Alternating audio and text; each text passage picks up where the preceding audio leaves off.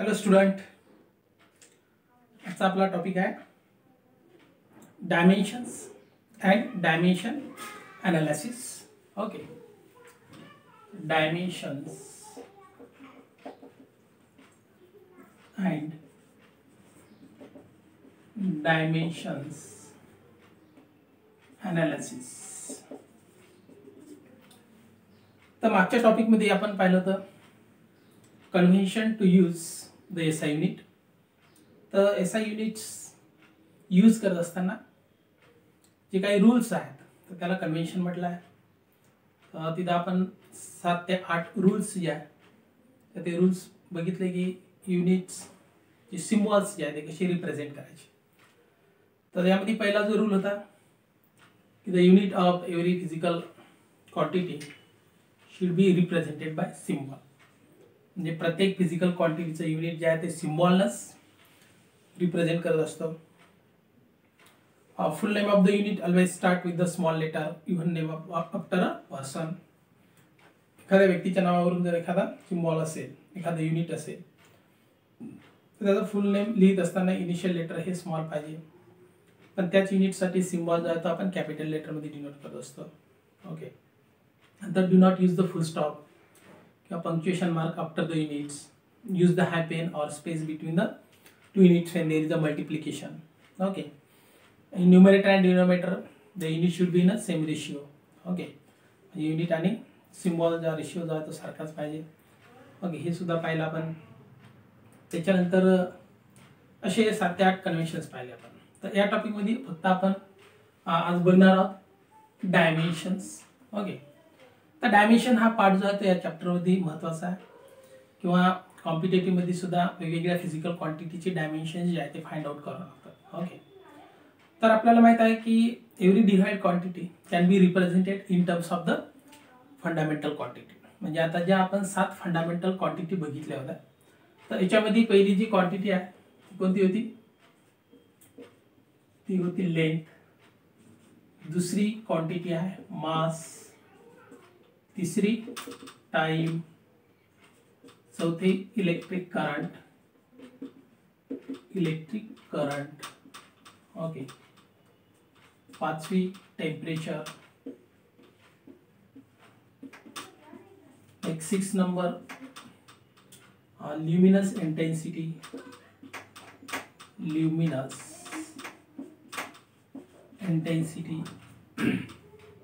सातवी amount of substance.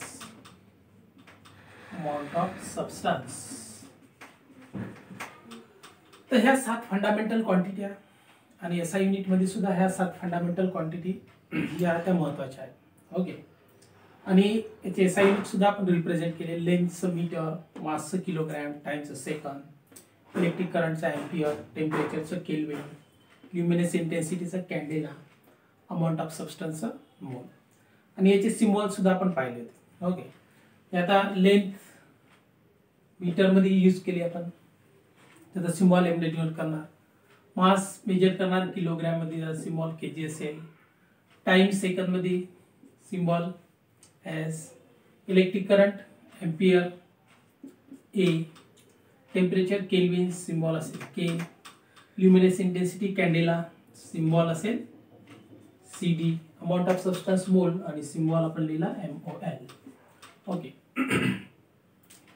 आता dimension find out करण्याच्या अगोदर आपल्याला माहित आहे की कोणतीही डिराइव्ह क्वांटिटी ह्या फंडामेंटल क्वांटिटीच्या टर्ममध्ये आपल्याला रिप्रेझेंट करावं लागते. ती कोणती असो, तर त्या डिराइव्ह क्वांटिटीमध्ये 2 पेक्षा जास्त फंडामेंटल क्वांटिटी असतात. ओके, आणि म्हणून मग डायमेन्शन ऑब्टेन करण्यासाठी सुरुवातीला जी फर्स्ट स्टेप आहे जी आपल्याला काय लक्षात ठेवायचं आहे की प्रत्येक फंडामेंटल क्वांटिटीला त्याच्या सिम्बॉलनं रिप्रेझेंट करायचं. कशानं? सिम्बॉलनं. तर फॉर एक्झाम्पल लेंथचा सिम्बॉल तो डिनोट करणार आपण कॅपिटल एल. ओके, माससाठी आपण यूज करणार कॅपिटल M. टाइमसाठी यूज करणार कॅपिटल T. इलेक्ट्रिक करंटसाठी यूज करणार आपण I. किंवा काही बुक्समध्ये ए न सुद्धा इलेक्ट्रिक करंटचा सिम्बॉल यूज केला. टेम्परेचरचा के नच डिनोट करणार. ल्युमिनस इंटेन्सिटी सी न डिनोट करणार, अमाऊंट ऑफ सबस्टन्स MOL नच डिनोट करायचं. ओके, तर फक्त डायमेन्शन ऑब्टेन करण्यासाठी ह्या ज्या 7 फंडामेंटल किंवा बेसिक क्वांटिटी आहे त्याला आपल्याला सिम्बॉलनं रिप्रेझेंट करावं लागते, हे लक्षात ठेवावं लागते. म्हणजे एखादी समजा डिराइव्ड क्वांटिटी असेल, समजा जसं वेलॉसिटी आहे. ओके, तर वेलॉसिटी आपल्याला माहिती आहे की वेलॉसिटी म्हणजेच काय, rate of change of displacement. So displacement upon time. आता डिस्प्लेसमेंट आपण मेजर करतो मीटरमध्ये. सो डिस्प्लेसमेंट अंतर म्हणजे लांबी. म्हणजे आता याच्यामध्ये एक फंडामेंटल क्वांटिटी आली लेंथ. ओके, पण लेंथचा सिम्बॉल काय एल. ओके, तर तो आपण इथे रिप्रेझेंट करणार एल. टाइमचा सिम्बॉल आहे capital T. So divided by capital T. म्हणजे ज्या फंडामेंटल क्वांटिटी आहे तर त्याला आपण सिम्बॉलने रिप्रेझेंट करायचं. आता व्हेलॉसिटी फाइंड आउट करायसाठी अगोदर आपण काय मेजर करणार, डिस्प्लेसमेंट म्हणजे लेंथ. तर इथे लेंथ किती वेळ मेजर करणार आपण, एकच वेळ. ओके, आणि म्हणून इथे लेंथचा पॉवर देणार आपण 1. लेंथ एक वेळ मेजर केली. टाइम एक वेळेस मेजर करणार आणि म्हणून टाइमचा पॉवर टीचा पॉवर आपण 1 असा देणार. म्हणजे L⁻⁴ T⁻⁴. ओके, त्याच्यानंतर दुसरी जी स्टेप आहे, तर दुसरी स्टेप काय आहे की डायमेन्शन फॉर्म्युला जो आहे तो स्क्वेअर ब्रॅकेट मध्येच लिहितात. And by using this 3 quantity और by using the symbol of this 3 quantity, length, mass and time.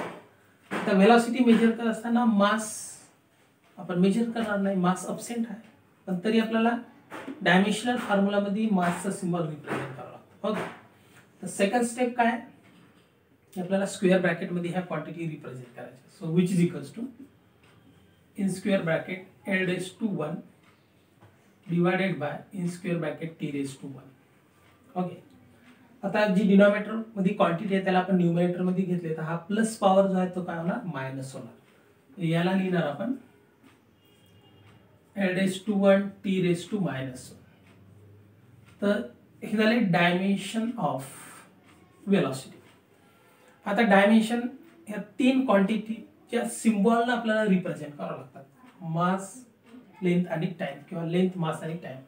आता इथं मास मेजर केलं का नाही, तर मास चा पॉवर असेल 0. लेंथ एक वेळ मेजर केली, टाइम एक वेळ, पण तो डिनॉमिनेटर मध्ये आहे म्हणून त्याला आपण T⁻⁻⁴ असं दिलं.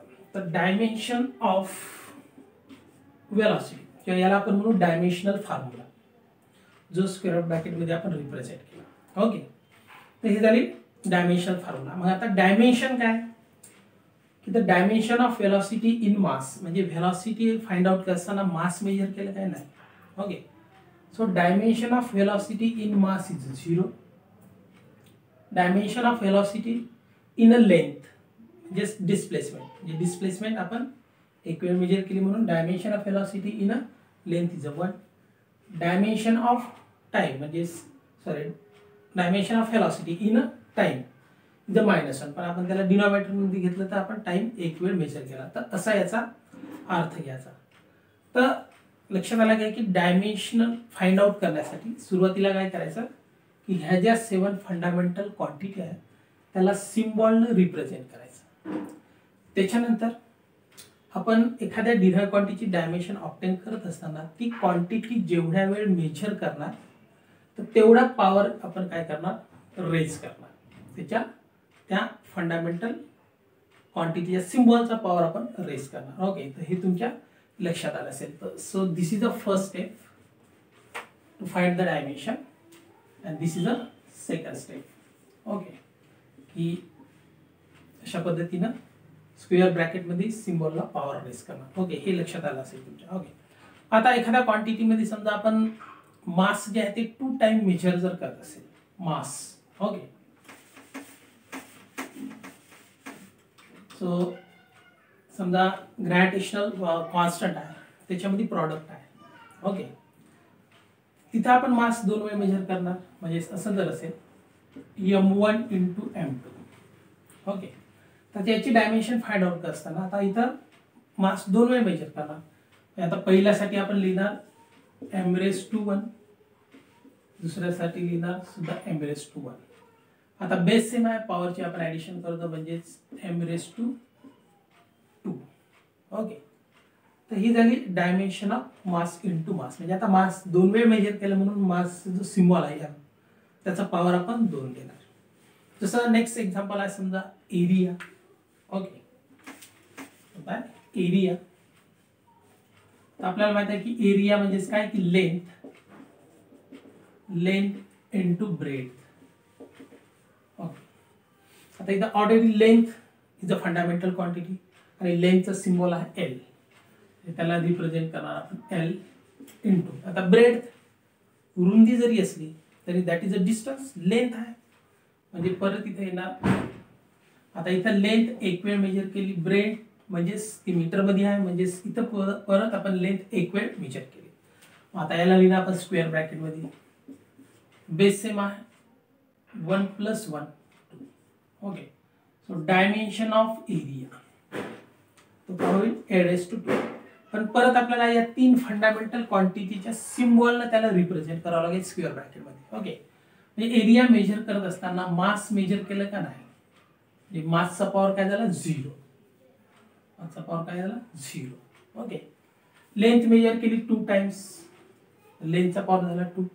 टाइम मेजर केला का नाही तर time is 0. Okay, so the dimension of area is m⁻0 a⁻², t⁻0. Okay, आता डायमेन्शनच्या साहाय्याने आपण ही जी गिव्हन फिजिकल क्वांटिटी आहे त्याचं युनिट सुद्धा फाइंड आउट करू शकतो. ओके, म्हणजे डायमेन्शन युनिट सुद्धा फाइंड आउट करता येते. आता इथे आपण मास मेजर केलं नाही, लेंथ मेजर केली 2 टाइम. लेंथ कशामध्ये मेजर करतो आपण ऍक्च्युअली तर ते मीटर मध्ये मेजर करत असतो. पण किती वेळ मेजर केली आपण 2 टाइम्स. ओके, म्हणजे इथे लिहिणार मीटर स्क्वेअर, याला आपण म्हणतो स्क्वेअर मीटर. टाइम मेजर केला का नाही म्हणजे आता या एरियाचं एसआय युनिट काय होईल मीटर स्क्वेअर. याचा अर्थ काय की लेंथ जी आहे ती आपण 2 टाइम मेजर केली, लेंथ आणि ब्रेथ. तर डायमेन्शनवरून आपल्याला युनिट सुद्धा फाइंड आउट करता येते. त्या डेफिनेशन मध्ये आहे, त्या डेफिनेशन सुद्धा आपण बघू. ओके, थर्ड जर क्वांटिटी घेतली आपण. ओके, थर्ड जसं आहे व्हॉल्यूम. आपल्याला माहिती आहे व्हॉल्यूमचा formula length into breadth into height. Length into height into length into breadth into height. तर इथं आपण लेंथ साठी डिनोट करणार एल, एक वेळ मेजर करणार. हाईट मीटर मध्ये मेजर करणार, that is a unit of length, a⁻²1. Breadth a⁻²1. मग आता डायमेन्शन मी काय लिहिणार a⁻3. आणि परत आपल्याला मास आणि टाइम सुद्धा यांचा सिम्बॉल सुद्धा याच्यामध्ये रिप्रेझेंट करावा लागेल. म्हणजेच काय होईल m⁻0 a⁻3 t⁻0. तर इसेल डायमेन्शन ऑफ व्हॉल्यूम. ओके, आणि मग याचा एसआय युनिट काय असेल क्युबिक मीटर किंवा याला आपण म्हणतो मीटर क्यूब. तर अशा पद्धतीने आपल्याला डायमेन्शनवर युनिट फाइंड आउट करता येते किंवा युनिटवरून सुद्धा आपण डायमेन्शन रिप्रेझेंट करू शकतो. तशा नंबर ऑफ फिजिकल क्वांटिटीची डायमेन्शन आपल्याला फाइंड आउट करावं लागते. तर सगळ्यात पहिली जी स्टेप आहे तर ह्या ज्या 7 फंडामेंटल क्वांटिटी आहे त्याचे सिम्बॉल आपल्या लक्षात असले पाहिजे. सेकंड, ज्या कोणत्या फिजिकल क्वांटिटीची डायमेन्शन ऑब्टेन करायची आहे त्याचा फॉर्म्युला आपल्याला माहित पाहिजे. त्याचा फॉर्म्युला जो आहे तो आपल्याला माहित पाहिजे. ओके, जसं आता एखादा इलेक्ट्रिक करंट किंवा करंट क्वांटिटी असणारा एखादी फिजिकल क्वांटिटी कोणती तर जसं चार्ज आहे. ओके, मग आता चार्ज किंवा करंट आपल्याला माहित आहे current equals to rate of flow of charge म्हणजे charge upon time. Charge upon time. तर करंट रिप्रेझेंट करतो आपण आय न, चार्ज क्यू न, टाइम टी न. म्हणजे चार्ज क्यू इक्वल्स टू काय होईल करंट इंटू टाइम. आता डायमेन्शन ऑफ चार्जची डायमेन्शन फाइंड आउट करायची म्हणजे याला घ्या स्क्वेअर ब्रॅकेट मध्ये. Dimension of charge equals to करंटचं सिम्बॉल तर इथं आय न रिप्रेझेंट करा किंवा ए न. आपण आय न केला आपण आय नच घेऊ. याला स्क्वेअर ब्रॅकेट मध्ये लिहिणार I⁻⁴ करंट एक वेळ मेजर करता म्हणजे I⁻⁴. टाइम साठी सिम्बॉल काय capital T. Capital T time एक वेळ मेजर केला म्हणजे T⁻⁴. आता ओव्हरऑल डायमेन्शन काय होईल चार्ज फाइंड आउट करताना मेजर करत असताना मास मेजर केलं का नाही म्हणजे मासचा पॉवर येईल 0. त्याच्यानंतर लेंथ मेजर केली का नाही म्हणजे L⁻⁴. टाइम मेजर केला एक वेळेस T⁻⁴. करंट मेजर केला एक वेळेस म्हणजे I⁻⁴. This give the dimension of charge. तर ही आहे समजा इलेक्ट्रिकल क्वांटिटी ज्याला आपण म्हणू. ओके. नेक्स्ट क्वांटिटी ज्याच्यामध्ये समजा टेम्परेचर आहे अशी एखादी क्वांटिटी जर असेल तर नेक्स्ट जी समजा थर्मल क्वांटिटी आहे ती आहे टेम्परेचर ग्रेडियंट म्हणजे change in temperature per unit length किंवा पर युनिट डिस्प्लेसमेंट. ओके. आता इथं आपण टेम्परेचर मेजर करत आहोत. टेम्परेचरचा सिम्बॉल आहे के. टेम्परेचर एक वेळ मेजर केला म्हणजेच K⁻⁴. ओके. डिस्प्लेसमेंट म्हणजे लेंथ एक वेळ मेजर केली L⁻⁴. तर याला रिप्रेझेंट करणार आपण स्क्वेअर ब्रॅकेट मध्ये म्हणजे in square bracket K⁻⁴. Denominator मध्ये घेणार आपण in square bracket L⁻⁴.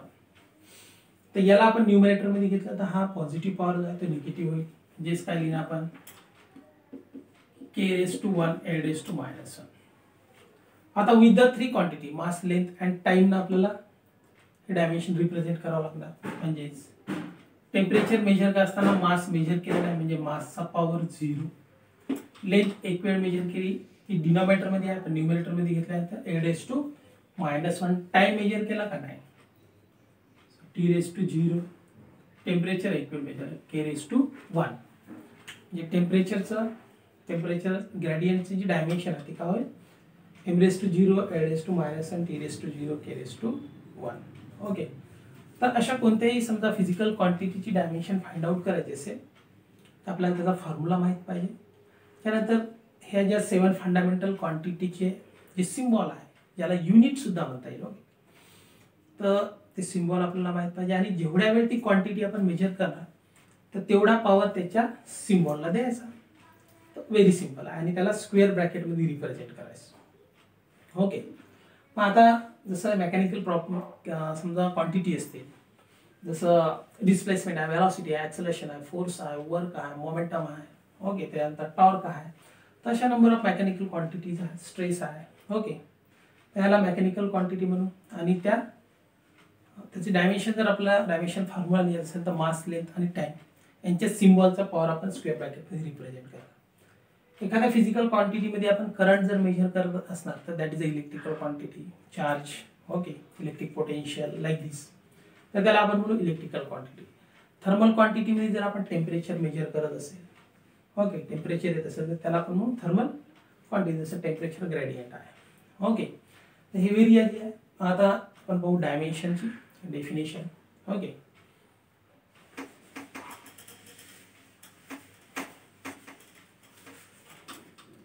So dimension, the power to which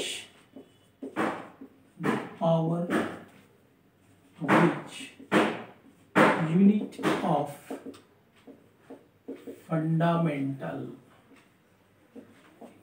fundamental quantity must be raised in order to obtain unit of given physical quantity. Okay, so it's called dimension. It's called dimension.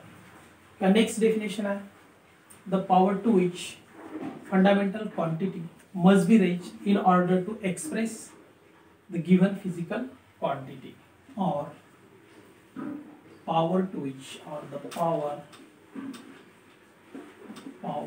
to which the fundamental quantity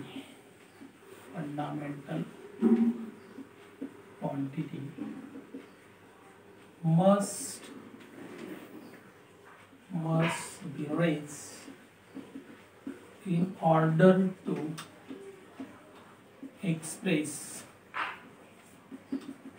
given physical quantity. तर डायमेन्शनला आपण दोन पद्धतीने लिहू शकतो. Power to which the fundamental quantity must be raise. तर fundamental quantity raise करणं म्हणजे काय, ही फंडामेंटल क्वांटिटी जे सिम्बॉल आहे त्यांचे पॉवर रेज करणं to express the given physical quantity. Okay, हे झाली डायमेन्शन. जसं आपण ॲक्च्युली डायमेन्शन काय म्हणणार, जसं वेलॉसिटी आपण लिहिली. ओके, किंवा आपण आता इथं नेक्स्ट क्वांटिटी घेऊ, एक मोमेंटम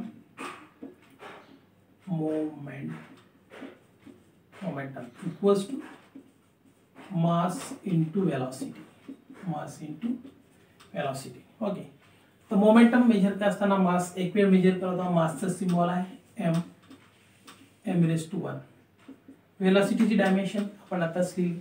ओके, ती आहे m²0 l²1 t⁻⁻1.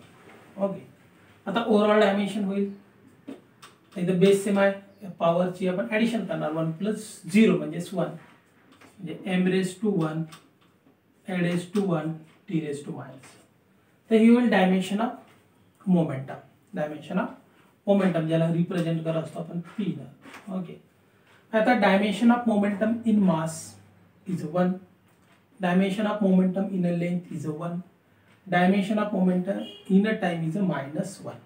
पण हा आपण डिनॉमिनेटरमध्ये घेतल्यानंतर हा काय +1. आणि मग याच्यावरूनच आपण काय फाइंड आउट करणार, याचे युनिट सुद्धा फाइंड आउट करू शकतो. मास एक वेळ मेजर केलं, मास कशामध्ये मेजर करणार, किलोग्रॅम. लेंथ मीटरमध्ये एक वेळ मीटर, आणि टाइम सेकंडमध्ये एक वेळ, न्यूमरेटरमध्ये आहे म्हणजे मायनस, म्हणजे पर सेकंड, म्हणजे किलोग्रॅम मीटर सेकंड इनवर्स, किंवा याला आपण काय लिहिणार, किलोग्रॅम मीटर पर सेकंड. तर अशा पद्धतीने डायमेन्शनवरून आपण त्याचे एसआय युनिट फाइंड आउट करू शकतो. ओके, तर ही डेफिनेशन तुमच्या लक्षात आली असेल. आता डायमेन्शनल फॉर्म्युला म्हणजे काय. ओके, डायमेन्शनल फॉर्म्युला म्हणजेच काय, की when the physical quantity is represented with appropriate powers of symbol of fundamental quantity. Okay, dimensional formula. Okay, so when the physical quantity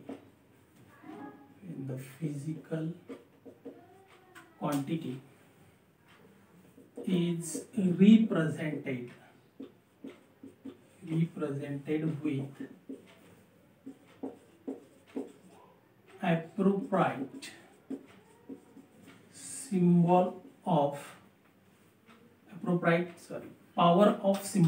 appropriate power of symbol of fundamental quantity, such expression